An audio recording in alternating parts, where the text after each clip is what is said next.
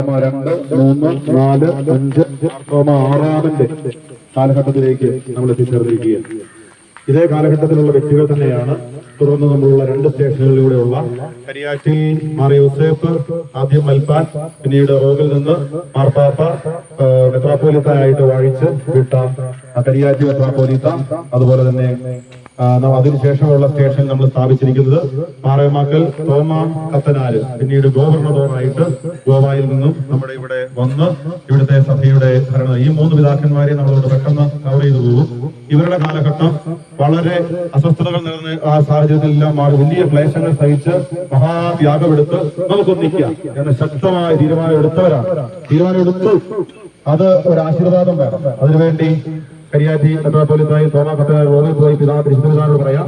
പിന്നെ പോർച്ചുഗൽ രാജ്ഞിയുടെ ഭരണ സംവിധാനമുള്ള കാലഘട്ടമാണ് ഭദ്രവാദം എന്ന് പറയുന്നത്. അവിടെയും പോയെന്ന് പറയാം.